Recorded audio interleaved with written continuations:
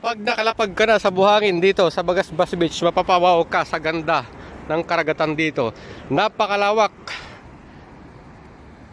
Napakalawak ng area na to mga kalakbay. Napakalawak ng beach. Tapos yung karagatan nila nandoon sa malayo.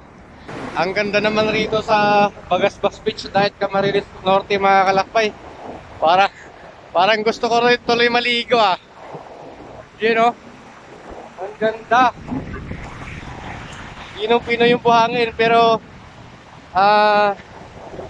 hindi ka lang siya white sand mga kalakbay, pero hindi naman siya kagaya dun sa BT na totally black sand talaga. Halos kulay itim. Pero pinong-pino yung buhangin dito, hindi mabato. Parang gusto ko tuloy maligo ah. Kaso wala akong kasama eh. Minsan mga kalakbay, kahit sanay ako sa dagat, marunong ako lumangoy. Pero pag hindi ko kasi kabisado yung karagatan, natatakot din ako eh. Baka may biglang humila sa akin na show ko eh.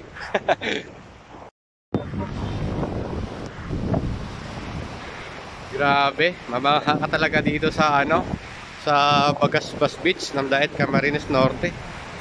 Ang ganda ng karagatan nila dito.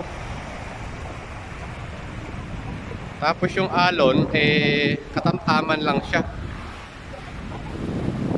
Habagat yung hangin niya mga kalakbay, pero yung alon dito tuloy-tuloy pa rin, parang pang surfing nga. Doon sa kabilang dulo may napapansin tayo, may nagso-surfing doon eh. So medyo malayo nga lang sa atin, sa pesto natin. Bakit kaya? Hindi ko alam kung open sea na yan dyan, kaya yung alon dito is tuloy-tuloy lang. Pero katamtaman lang yung alon. Lakad-lakad pa tayo mga kalakbay. Ito may mga naliligo dito. Free lang maligo dito mga kalakbay. Wala naman nagmamayari ng karagatan. Pero parang gusto ko tuloy maligo. Mamaya subukan ko siguro maligo at mamingwit dyan kung may mahuhuli ba tayo. Inom-pino yung buhangin dito. Tapos yun nga, katamtaman lang yung alon.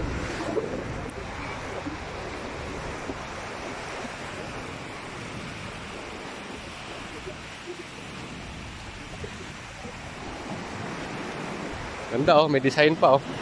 Para rice terraces kung titingnan mo eh. Ba, ganda.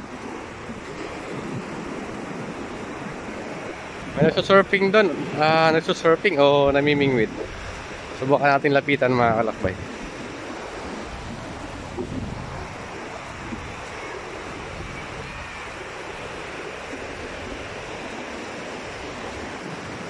May naliligo oh.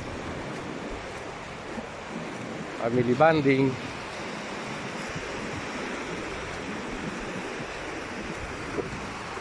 Dito lang, pwede ka na pala maligo dito eh. Meron ditong tubig na pagka umampas yung alon mula doon papunta rito. Ayun, pwede ka na maligo. Ngayon, kung hindi ka na marunong lumangoy dahil malakas ka yung alon doon, dito ka lang, higa-higa ka lang rito. Ayun oh. Kaya si kuya oh. Banding ng aso niya. Maganda din to sa aso. Oh. Yan lang oh. Nahiligo na si kuya, oh, di ba? Yan.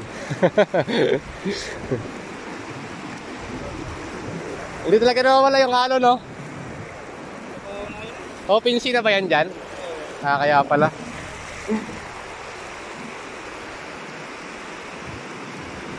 So, open sea na pala yan doon, mga kalakbay.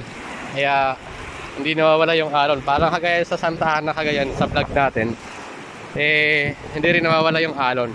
Pero dito, ang kagandahan dito, dahil kapatagan yung buhangin nila na malawak. Yun. Kaya nun dito, pwede ka na maligo. Hindi ka marunong lumangoy dahil hindi mo kakayanin yung malakas na alon. So dito ka na lang. Dito ka na lang maligo. Ayun, may nagsusurfing nga doon eh oh.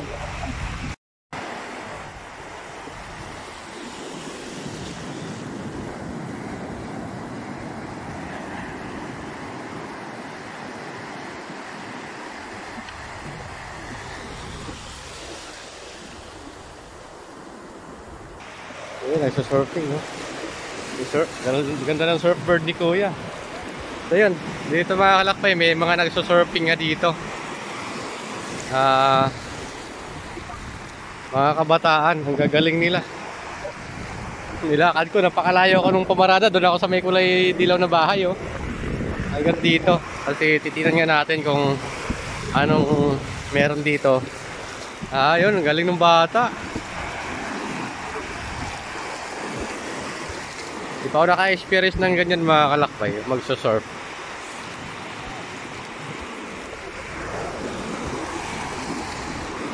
Ang galing. Yun, marami pa doon sa laot, yung mga nagsusurfing. Oh. Paano ba yan mga kalakbay? Oh, galing oh.